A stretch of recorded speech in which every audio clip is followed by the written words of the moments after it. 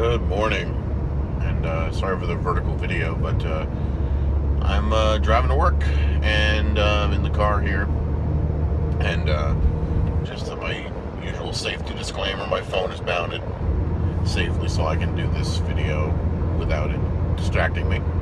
But I wanted to talk about something that I had to do this morning, and I'm sure we've all had to do this, and you probably found my video because you had to do this at one point. Excuse me, and that is take a cold shower. And I wanted to kind of talk about a couple of tips that I sort of came up with to survive a cold shower.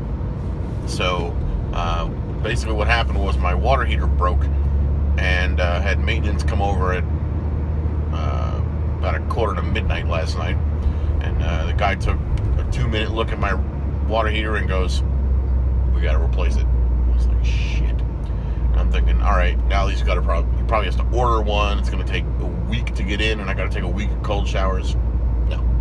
Apparently he says they have them in stock, and they will replace it this morning. So really hoping that that's what happens. But anyway, a couple of tips for surviving a cold shower. Number one, I would say, is if you have a handheld shower, it is way easier to deal with a cold shower because you can selectively spray yourself with the water. If you don't have a handheld, install one. Because even if you're used to a stationary shower head, you can just leave the handheld up there, but you have the option of picking up the handheld and spraying yourself wherever you got to spray yourself. So it helps to have a handheld. So the tips that I'm giving you are assuming you're using a handheld. But anyway, speed is really the number one tip. Be in there for as little as possible. And spray yourself with the cold water only as much as necessary and as little as possible. So I have a handheld, so what I did was, as soon as I got in, I didn't even turn the shower on.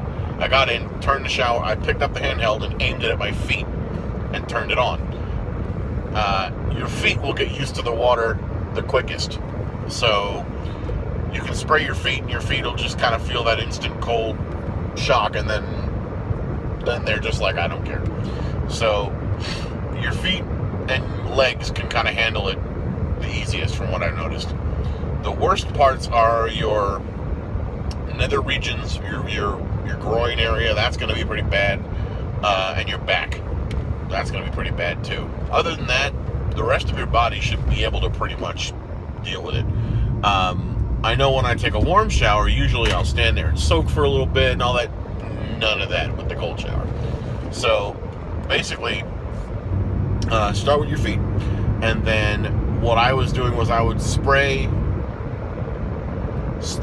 my left arm and then wait about 2 seconds. Spray my right arm, wait about 2 seconds. And then spray underarm, each underarm, wait a couple seconds. And just sort of like slowly exposing all of my different areas to the cold water.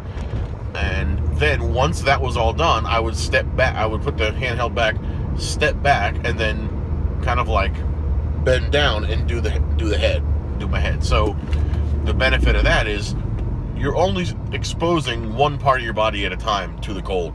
So you get used to it, or you get accustomed to it fairly quickly. And then once that was done, I was moving considerably faster. So, kind of in keeping with the whole speed thing. Move quickly, so that way you can get out of there as quickly as you can. Grabbed the soaped myself up, did my shampooed myself, my hair, my lovely mane. I shampooed that, and then rinsed off the same way. So I started by rinsing my head off, but stepped back and just kind of leaned into it.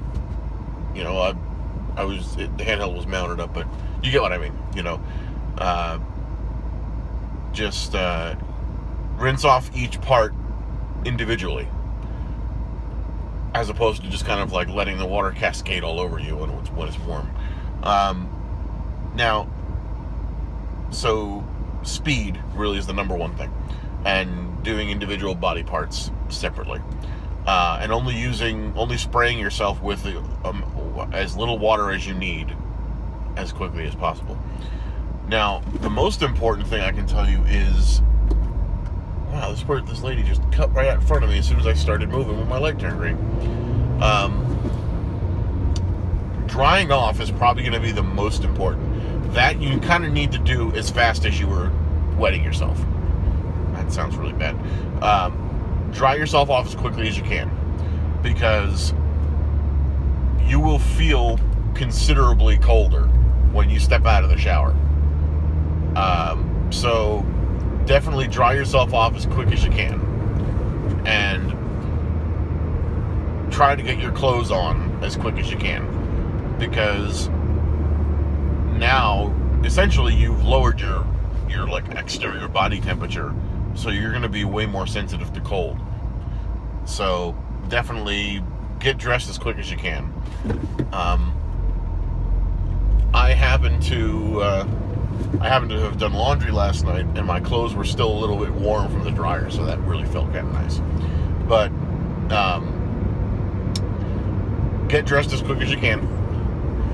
Now, what I can tell you, just after having done this, and it's 7:38 in the morning. I got out of the shower probably at about 7:05.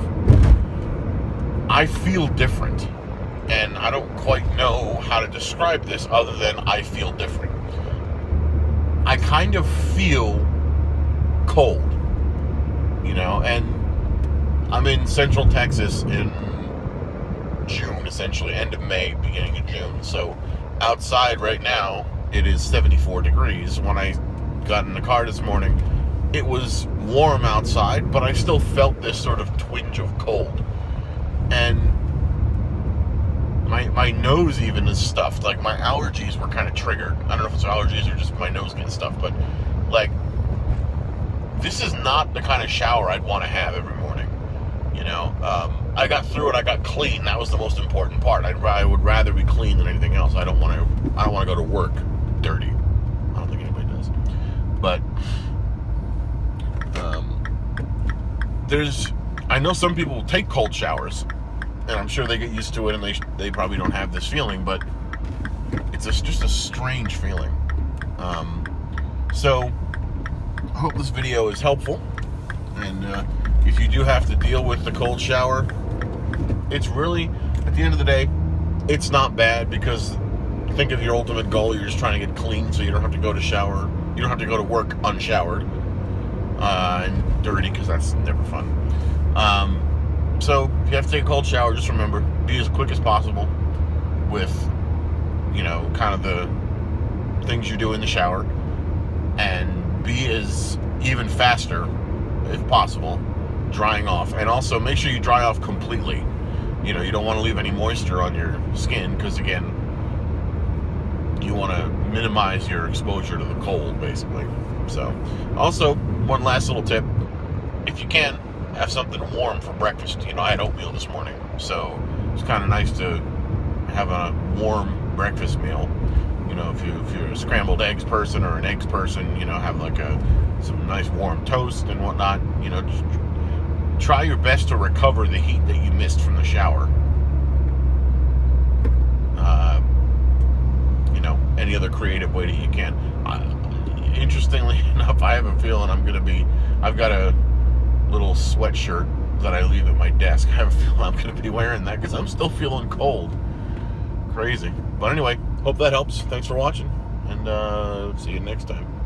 Sorry about the vertical video.